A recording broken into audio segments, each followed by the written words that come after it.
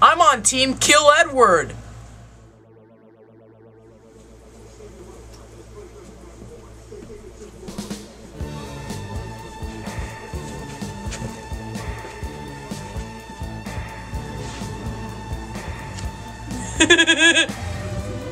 Fuck.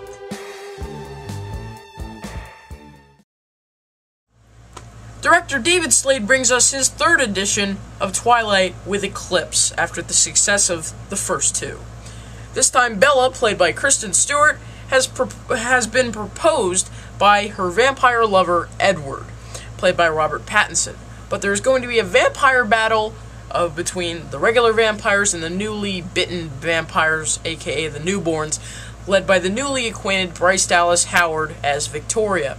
But there is a testosterone-fueled werewolf/human, Jacob, played by Taylor Lautner, who is also in love with the gorgeous Bella, played by Kristen Stewart, and yeah, she's fucking hot.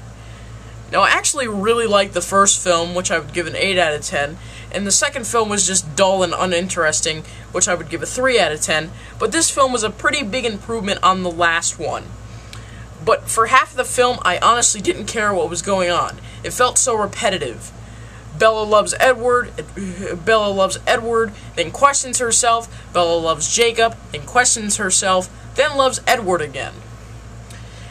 If you ask me what team I'm on, I don't fucking care. If you had two nut jobs, stalking you, I would just put like a restraining order against them, wouldn't you? Put that in the comments, your answer, because that would mean a lot. Although Edward and Jacob do have more interest in their self-appearance than actually Bella, and they're totally overacting.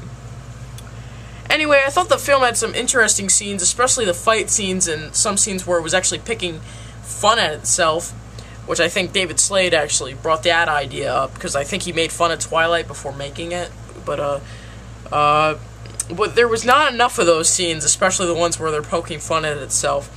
I was mostly bored. Sometimes I was laughing unintentionally at 90% of the dialogue, because sometimes the dialogue was pretty terrible, like when they weren't even trying to be funny, it was just terrible.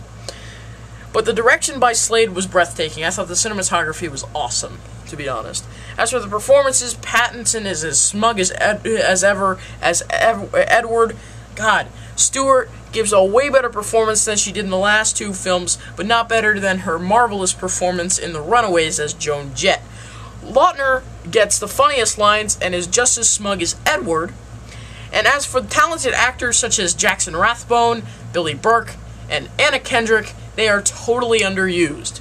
But for my closing statement, Twilight Eclipse is nothing more than a very well-shot film with eye candy for the females. 6 out of 10 for Twilight Eclipse, and I will be back next week for The American.